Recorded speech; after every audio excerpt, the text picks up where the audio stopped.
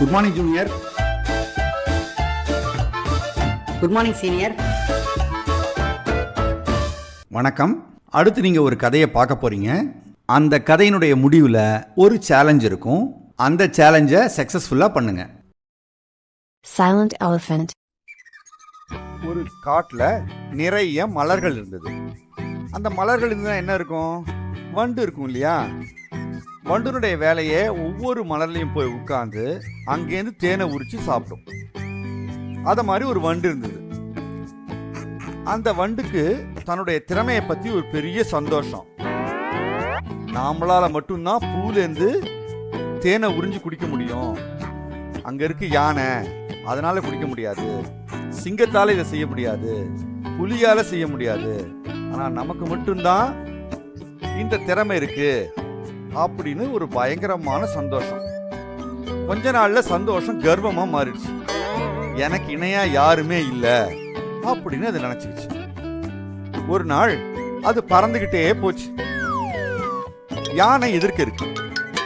அத பார்த்தது. ஏய் யானையே, எனக்கு வழி விடு. யானை அதை பத்தி கவலையே படல. யானை புல்ல சாப்பிட்றதுலயே இருந்தது.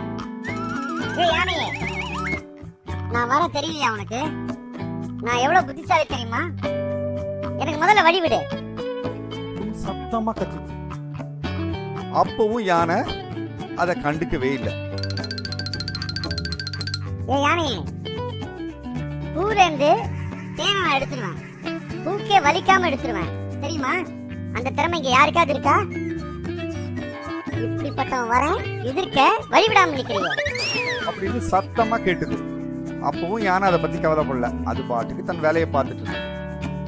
இது ரெண்டுத்தையும் பக்கத்துல இருந்து ஒரு முயல் பார்த்துட்டு இருந்தது.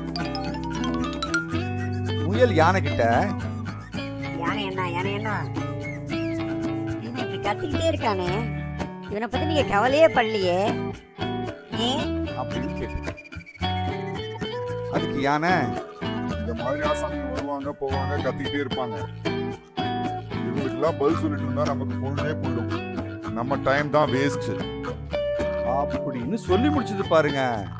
ஒரு பெரிய காத்து அடிச்சது. அந்த காத்துல அந்த வண்டால பறக்கவே முடியல. அப்படியே காத்தோட காத்தா போயிடுச்சு.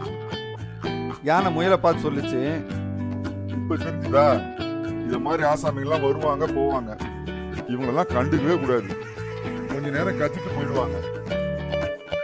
இவங்களுக்கெல்லாம் டைம் ஸ்பெண்ட் பண்ணா நம்ம வாழ்க்கையே வேஸ்ட் ஆயிடும் அப்படின்னு சொல்லிச்சு.